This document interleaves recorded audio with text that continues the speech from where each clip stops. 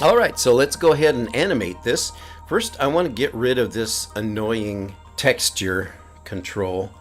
And so you just select it, and you can go into display and go down to hide and choose hide selection. And then voila, it's gone. Let's start the animation by going to a different view. It's a lot easier to get precise on the movement if you're going in one direction by going to the side view.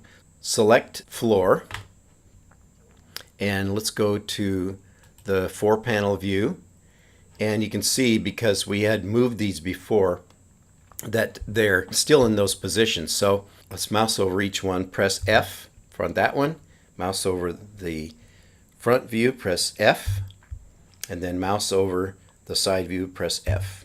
Okay, and we're going to use the side view, so keep the mouse in there and press spacebar, and let's zoom out or dolly out. Well, in this case it's zoom out. Again, you can use the scroll wheel, push it forward so that the camera goes back, and then to position it, hold down the Option key and hold down the scroll wheel or middle mouse button, and you can position it. Now select the ball, because we're going to animate that. And we want to turn on the auto key function. So that's down here and almost in the lower right. That's this little guy right here. And click on it and it'll turn red when it's selected. And make sure that in the timeline you're at the first frame, and we're going to start where the ball is positioned now, and that'll be our first keyframe. So press S for your first keyframe, and you can see then you've got a little red hash mark there at the first frame. At this point it should be set at 120 frames are visible, and then over here shows the maximum or the total at 200 frames. And you can click on this slider here on that button and it'll zoom out so that you can see all of them if that's what you want to do, or zoom back to the original 120. You can also slide forward in time or back in time. So we'll make this animation to be 6 seconds long, which means we'll be at frame 120. So go there to frame 120, make sure that the ball is selected, and we're going to move the ball down to its, well, at least close to its final position. We're going to do a lot of tweaking in between here. And again, as I said at the beginning, we're going to do a pose to pose rather than straight ahead principle of animation. Press the W shortcut button for the move tool and click in the middle here, and since we're in an orthographic side view, it'll only move in two-dimensional direction. So let's take it down right about to here and release. So that's 4 grids in from the end. And if you're nice, maybe we'll even fall off out of the screen. Now you can see that at frame 120 we have automatically gotten a keyframe there because we had auto key set, and it automatically adds a keyframe when we move to a different position. And now if you go back to frame 1 and then scrub through it, you can see we have our animation. A 6-second animation. Let me show you something here. Okay, so if we play this, click on the arrow for the play button, you can see it's playing in real time. Yours might not be set that way, so it's taking 6 seconds to play through. Now click stop. If yours isn't playing the real time like that, then you need to change the setting. So right click anywhere on the timeline and choose playback speed, and if it's not selected, select real time. It usually defaults to play every frame, so make sure it's at real time, and that way you can get a good idea of the actual speed that it's going to play in its final render. Our first bounce is going to take 1 second, so let's move in half a second, and that'll be our first hit on the floor. And so let's click and drag, and we're still in the move tool. Let's click and drag it down about, let's start off with 5 grids in. And we're just going to eyeball it here because we're going to be tweaking it later on anyway when we fine tune it.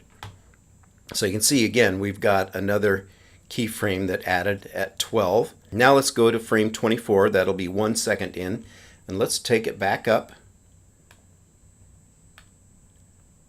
about here. Again, we're just eyeballing it for now, gonna rough it out, and then we'll tweak it later. So you got 1 bounce, bounce 1, and that looks pretty good. But let's take it up a little bit higher, maybe up to about here, so we have somewhere to go with it. Let's see how that looks. Yeah, okay. In the real world, it'll lose energy as it bounces, and then each subsequent bounce will be shorter in distance as well as faster in time because there's a shorter distance. So rather than each bounce being 12 frames, we'll cut it down to 10 frames. So let's go, our next bounce will be at 34 frames. So that'll be down. Let's take it down this time about 4 grids this way. And then let's go another 10 frames to 44.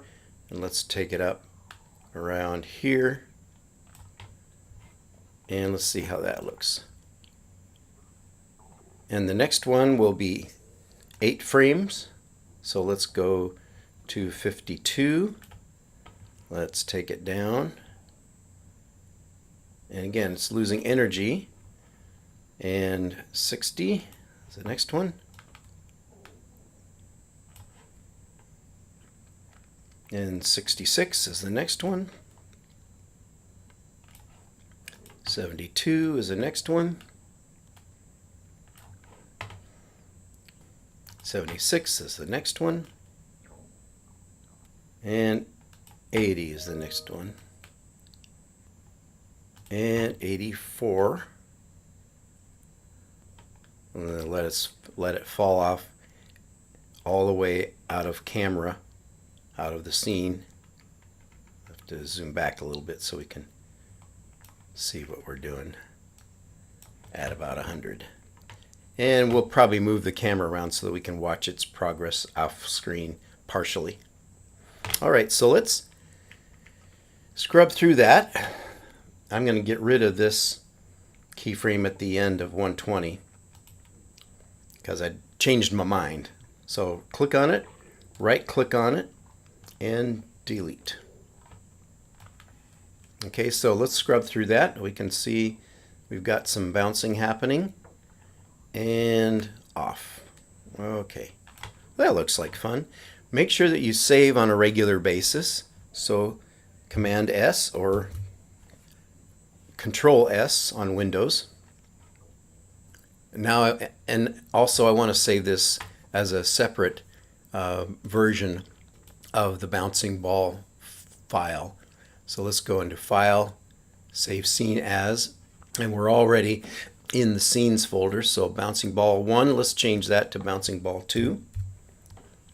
Save As. And then that will save in that Scenes folder in the project window. Alright, so now we need to do a little tweaking. Let's play this. Press the Q key first, so it's just, we don't have the move tool arrow on there. Okay.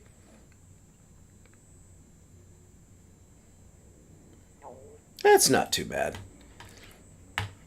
Not totally realistic, but that's okay at this point. Now you can see it has sort of that look like it's almost sliding. It's not, but it's, the bounce maybe needs to be a little bit sharper. Plus we need to add some squash and stretch to it. So let's go to frame 13. And when we do that, well, you can see it has moved forward from frame 12 by about half a grid. So let's choose the move tool and let's move it back to where it just was, and let's move it down just for now. Now we're going to add some squash and stretch to this. So we'll begin with squash. So the idea here is that at frame 12 it hit the surface, and then at frame 13 it starts squashing. Press the R key. We're going to scale it down.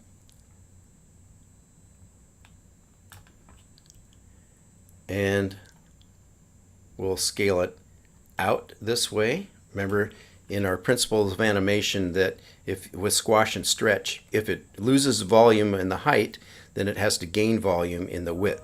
So let's go into the perspective view, press spacebar. Now let's go into perspective, and so again holding the Option and the left mouse button, you can see we stretched it in the Z direction already in the side view, but we need to also stretch it a little bit in the X direction to even it out. So now we've got a realistic looking squash happening, and of course we need to bring it down again to the surface. So let's go back into the side view and let's bring it down to the surface, maybe even take it down a little bit inside of the surface, and let's see what that looks like. But you notice, since we don't have any other keyframes in the scale attribute, that it maintains that all the way down there. So we need to set that. Let's go back to frame 12 and click on the channel box, and let's change the scale. Now you can select all three of those by clicking and dragging through them, and then just press 1, and then it'll take it back to the original shape. And notice that where it has keyframes, that it's bright red at that point. So now when we scrub through, we see it is back to its original shape, and then we get to frame 13 and it squishes or squashes, and it's looking fairly realistic.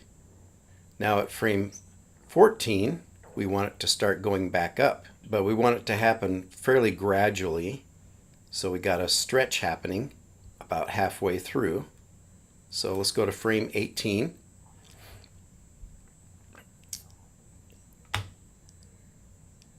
And let's give it a stretch in the Y direction. So press R and stretch it up that way. Since we've stretched, we need to compensate for the size in the volume in perspective. So we'll go that way a little bit. And again, we're just kind of eyeballing it.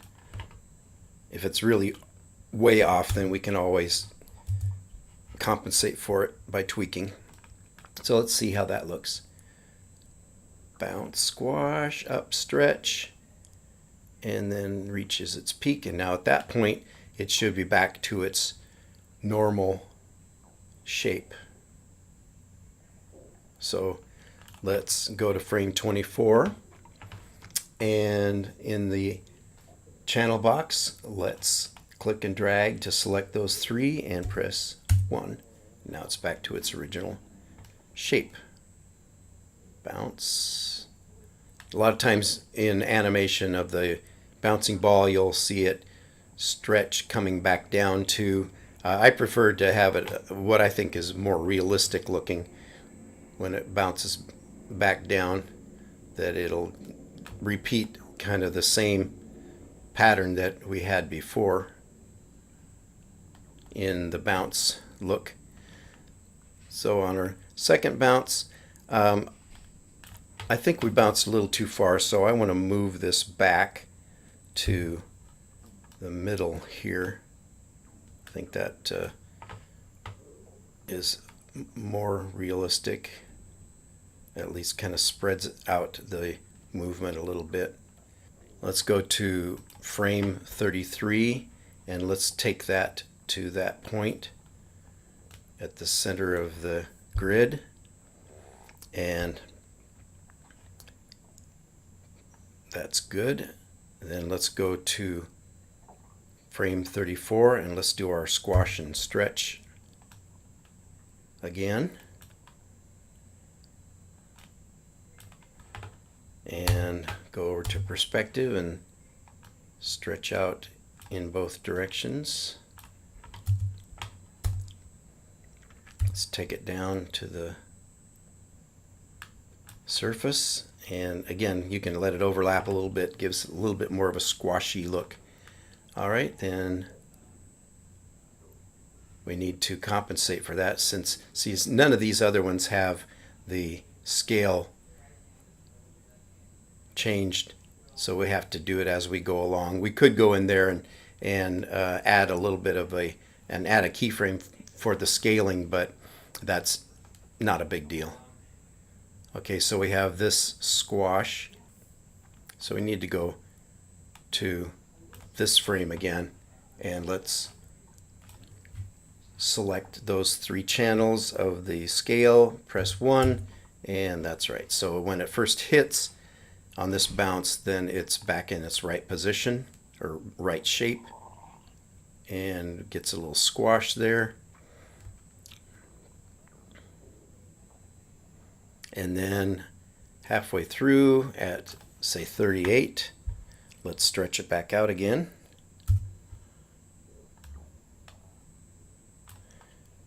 Let's go into the perspective view and let's compensate for the volume change. Side view again. Alright, so coming down, hitting, squashing, coming back up and stretching.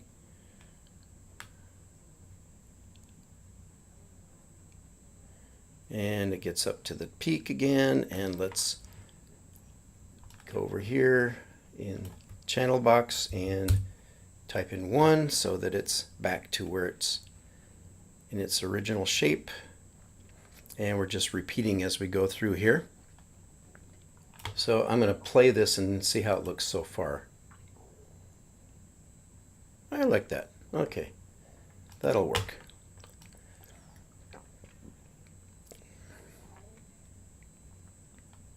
So in this next bounce, we're going to add another squash and stretch. So one of the ways we can avoid having to double work is, let's go to frame 51 and let's just tweak it a little bit. Let's go into the channel box in those 3 channels, and let's just change that to 0.99.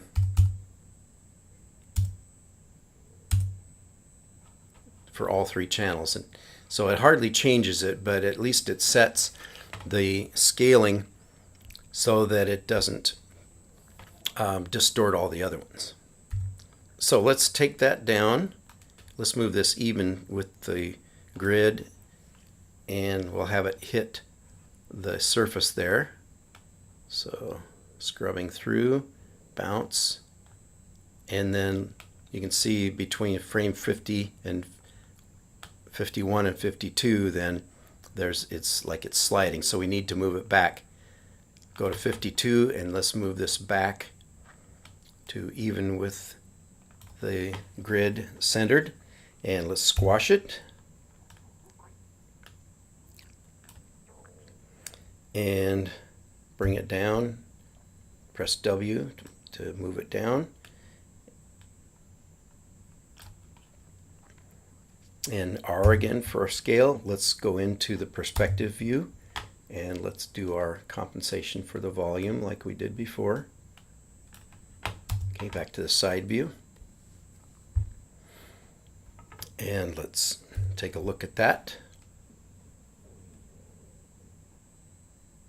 Okay, so now again we need to let's go to frame 60. Let's type in 1 on the channel box so it goes back to its shape, and let's give it a little stretch here at frame 55.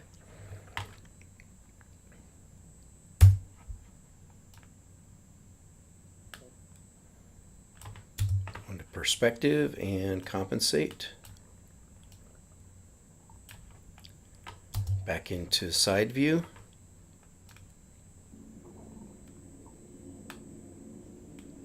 So again, these bounces are getting smaller and closer together. So we'll let this one be right at the middle of this grid, because we don't want to change the shape of the movement. All right, and let's do like we did on that last one. Let's type in 0.99. Click and drag. 0.99. And you can see it hardly changes the shape of it, but it adds the keyframes to those scales. That's at frame 66. Let's do the same at frame 72. Let's go to frame 68 or 69. I think 69 will be okay on this one. And let's scale it up for the stretch. Maybe not quite as much. Let's go to perspective and compensate. All right, and then let's see what we need to tweak now. So we got frame 66 there, and let's go to frame 67. It's frame 67, and we need to move it back to the same position that it was at 66, and let's squash it.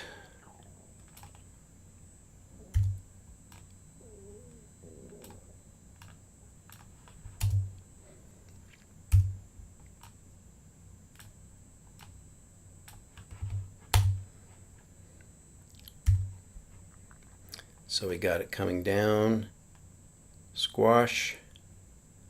And then before we stretch it, let's go to 72 and let's change that back to the original size. In between we go and give it a little stretch.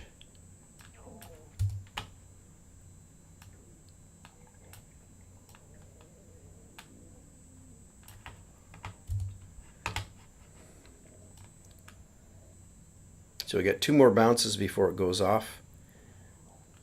So we're at frame 76. That's right, almost exactly there on that, centered on that grid. And let's type in 0.99. That adds the keyframe there for the scale. And let's go to frame 76 now, and let's move it back to where it was in the previous frame, as we have been doing. Squash. Perspective view. Compensating. Back to side view. That's at our peak right there. We want to type in 1. And since this bounce is so small, I'm not even going to bother doing the stretch.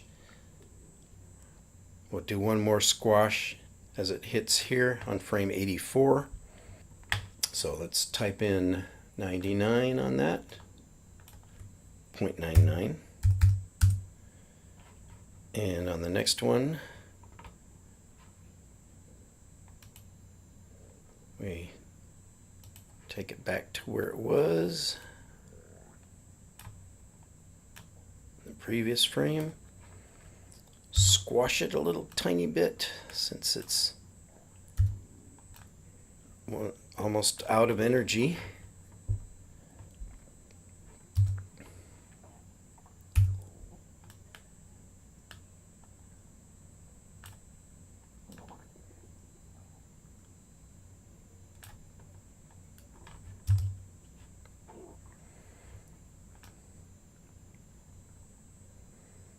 And on this last frame of the last bounce up, that's on 88, we'll change that to 1.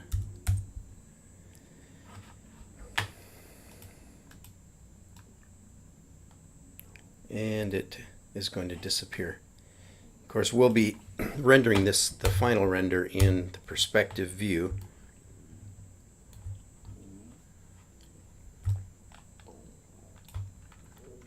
There it is. So let's play this through. Let's click off of it so it's not selected so we can get a better idea of what it's going to look like. And zoom in a little bit and play. And it looks pretty organic.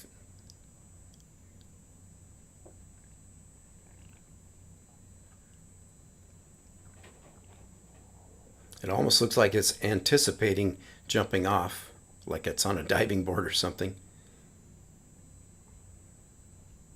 And yeah, we could animate the board to move like a diving board, but that'll be for another tutorial.